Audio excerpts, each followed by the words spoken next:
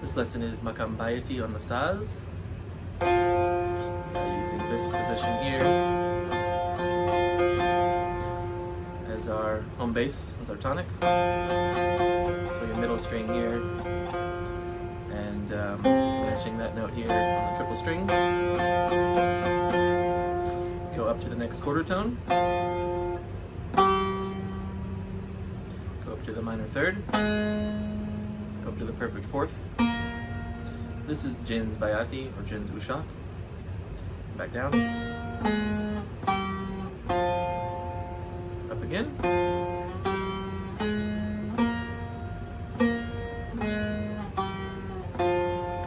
So this is our Jin's Bayati. This will form the beginning part of most musical compositions and improvisations that are set in Makam Bayati.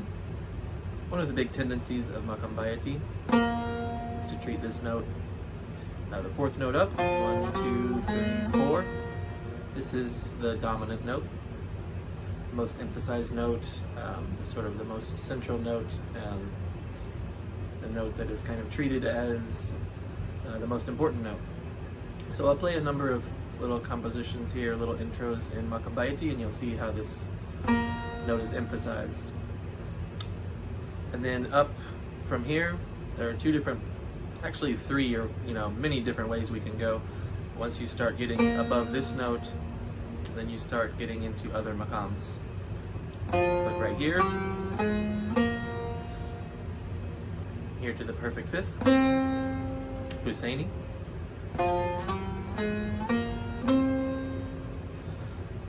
Then you can go to the perfect sixth, this will be up a half step. You can go up a whole step to the minor seventh, and to the octave. So this is Jin's Busalik or Jin's Nahawand, depending on if it's in the Turkish or Arabic tradition. So your starting note, up a whole step, up a half step, up a whole step, up another whole step. The other way that you can go in Makam Bayati is to play Jin's Rast instead, which the only thing you're doing is changing the third from the minor third to the microtonal third. So whole step, you're going to go up plus 75.75. We don't have a half step here. This is a 3/4 step.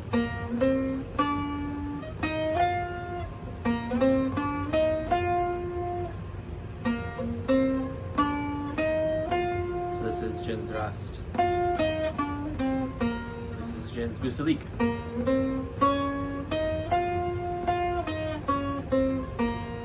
So both of these are valid options for completing the octave in Makam Bayati. Another common modulation here is Jin's Hijaz. So you're going to go starting from here, up a half step, and this is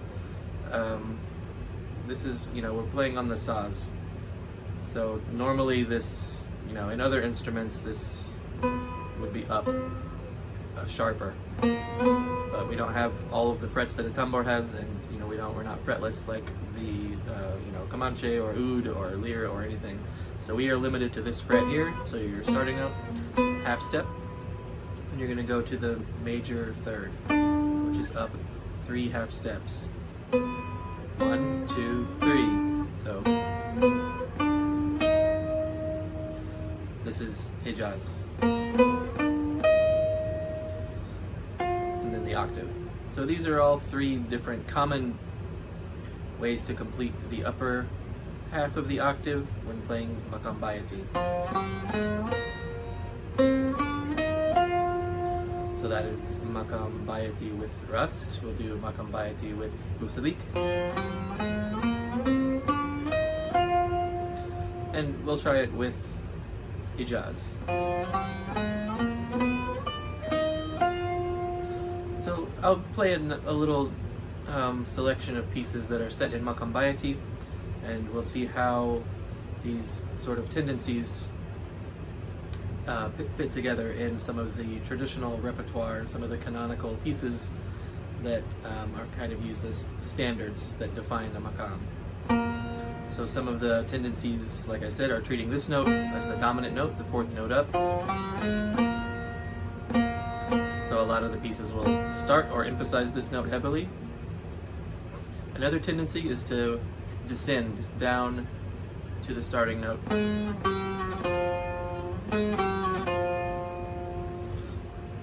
And then another kind of common phrase is to go from your tonic all the way up to the minor sixth. And then you can descend down. So Bayati loves this phrase right here. So dominant, up 3 half steps, up a whole step, back down. And it also loves to slide down to the tonic. So you can listen to these pieces and see how they all kind of do what I mentioned. They'll either play Busalik, Rust, or Hijaz. This is not really included in Jin's Hijaz, but it sort of completes the octave. So first, I'll play a piece that is by Tambur Jamal Bey, who's one of the most famous composers of Makam music. This is a Peshrev.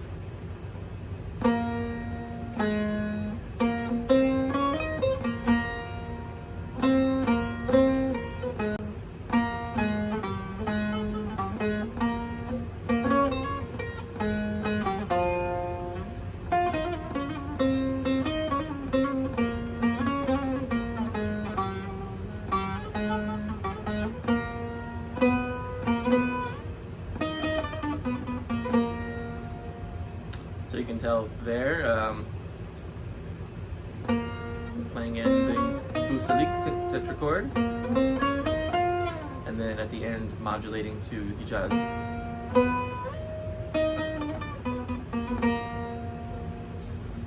Another piece is the Samai Bayati al-Aryan, one of the most famous compositions set to Makam Bayati.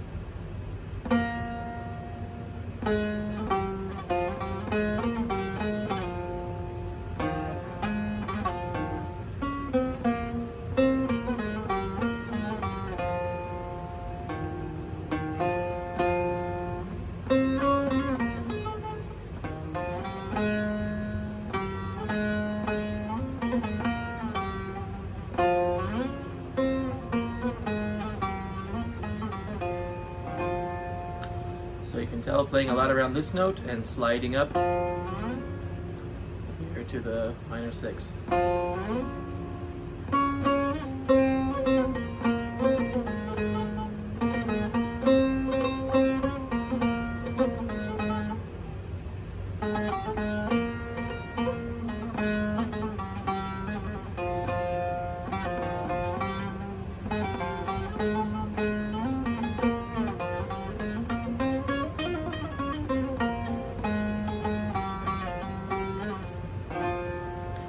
This is in using the Busalik tetrachord, or Nahawan, Jin's Nahawan.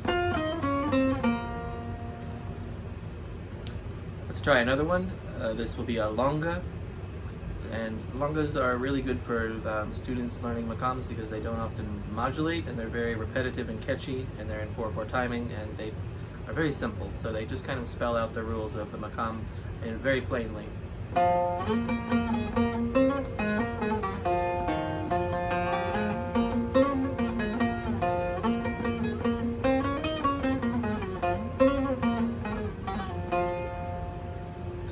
So, emphasizing this note heavily and playing around the notes that are around the dominant, which is the minor third here and the perfect fifth, and descending down from the sixth to the tonic. Let's play another one. This is Saluni An-Nas by Fairuz, composed by Ziad Rahmani. very famous piece of Lebanese music.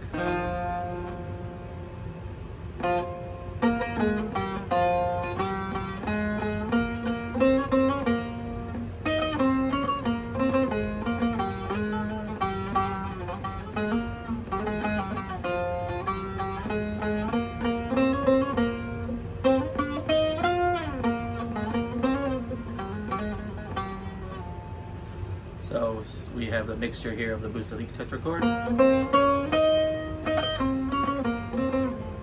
and then we have the switch to the Rast pentachord.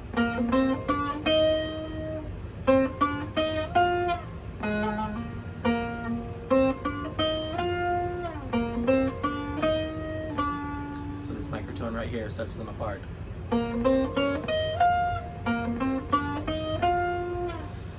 And another one, Bayati Saz Samai.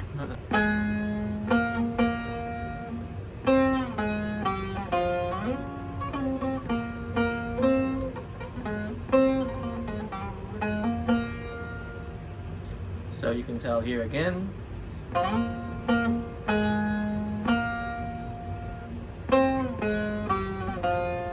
Descending down to the tonic.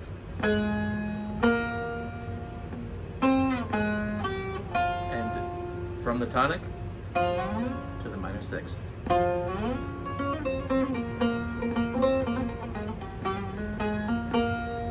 Ending on the dominant. So you can tell a lot of these pieces are doing exactly as I described. They're treating this note here. It's a very important note, the most commonly played note, often the note that the piece starts on or ends on, and descending down to the tonic. So this is a very brief overview of Makam Bayati. Some of the things to remember, some common phrases. Again, this is your most dominant note.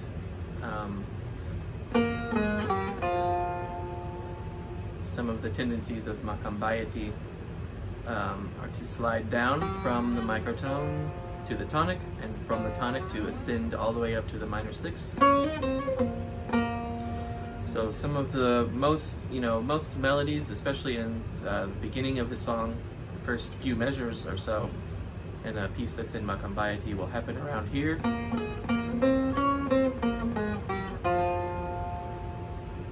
Playing around this phrase here.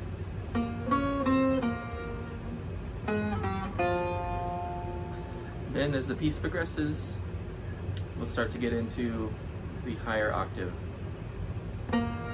From the perfect fifth here, we'll either choose between a microtone to play Rast, or the minor sixth to play Busalik or Nahawand.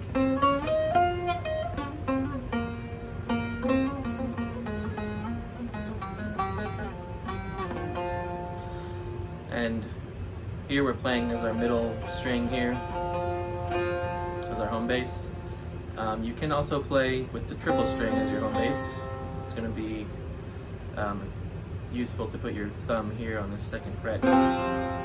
So I'll play all of that, just transpose here to your middle string as your tonic. I think it's important to learn some of these makams in different keys so that you can get to know their patterns, their personality, their most common tendencies, as opposed to just where your fingers go.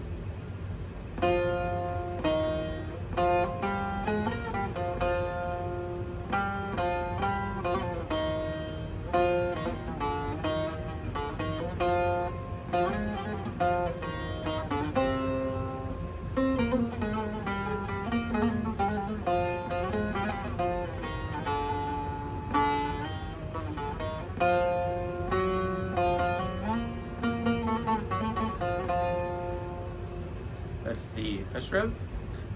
Now we'll play the Longo.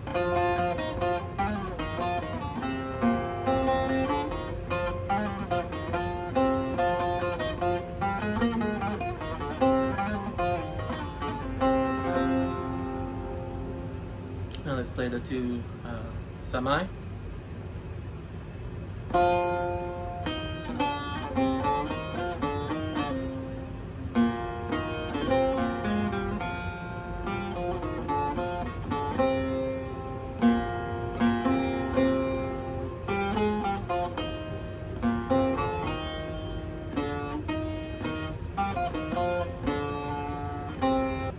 saw semi.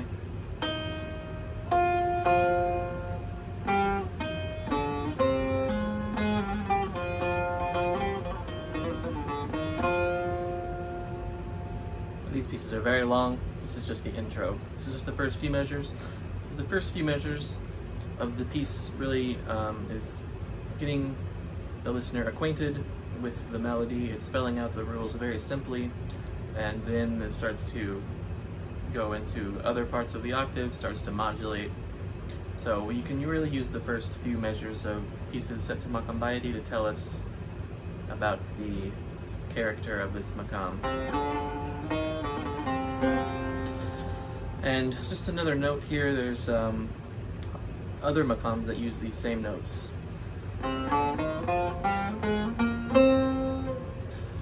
Oshak is another one, and it's different from Bayati in that it treats the tonic as the dominant. So it doesn't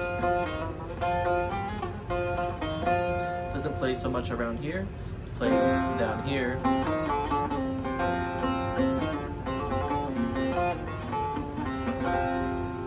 There's also a Makam Husseini, which will treat the fifth as the most important note.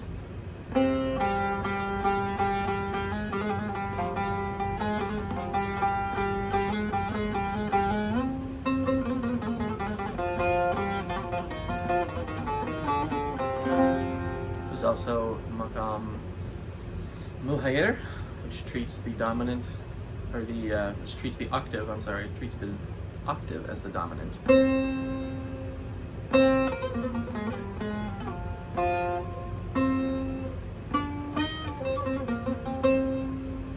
There's other Makams that use these same notes. Makam Tahir, for example. I don't know a lot about these other Makams. Listen to Makam Bayati, Oshak, Husseini, Muhayyer, and Tahir. These all use the same notes. So a Bayati tetrachord plus a Busalik pentachord, or plus a Rast tetrachord. Jins Rast, or Jins Nahawand. And then your Bayati on the end here. But for us, we're just thinking about Makam Bayati. And this is a very popular Makam in the Middle East. A lot of music has been made in this mode.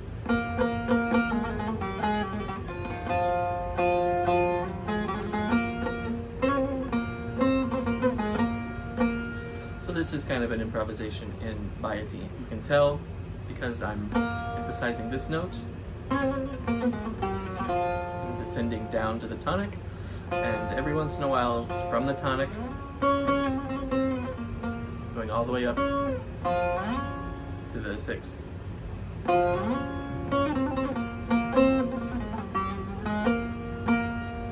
And really emphasizing the relationship that the notes around the dominant have.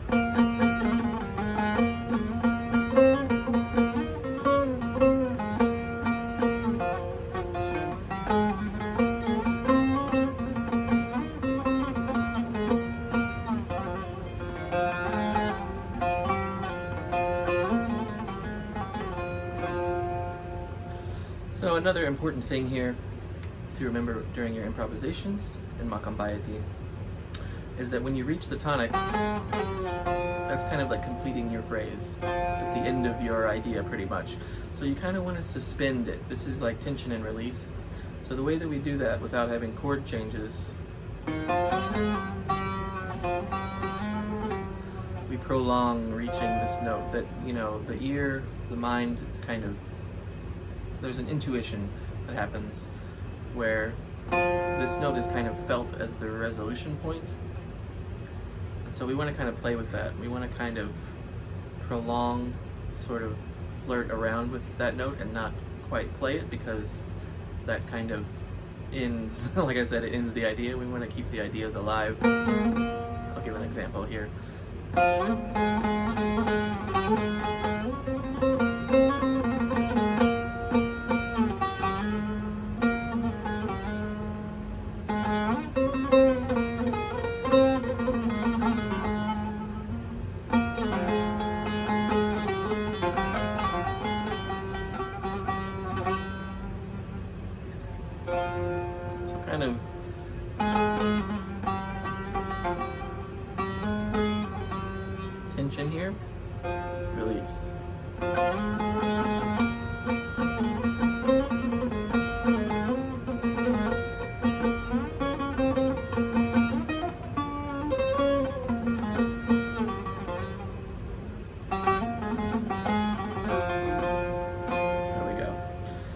also up here, a common thing that happens is you can use this microtone of the jins rast on the ascent and the busalik jins nahawand on the way down.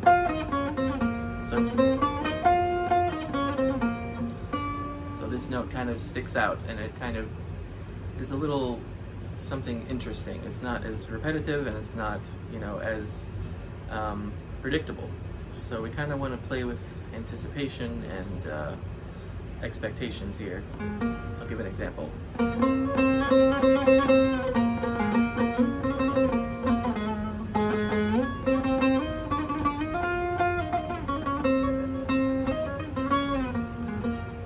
So I'm playing on the way up and on the way down.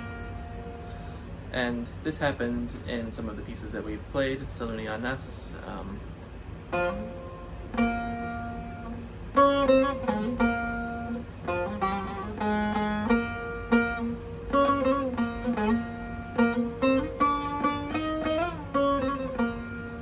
So, also,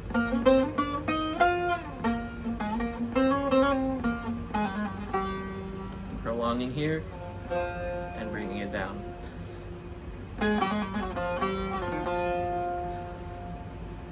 So those are some of the basic tendencies of Makam Bayati, some of the characteristics, and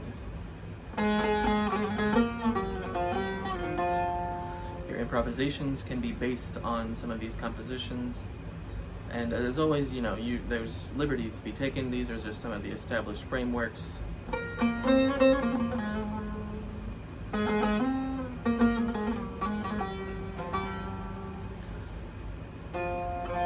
Of Makam Bayati. So thanks. Let me know if you have any questions, and I'd be happy to spell out more things and provide more examples. And yeah, let me know your thoughts. Good luck learning Makam Bayati.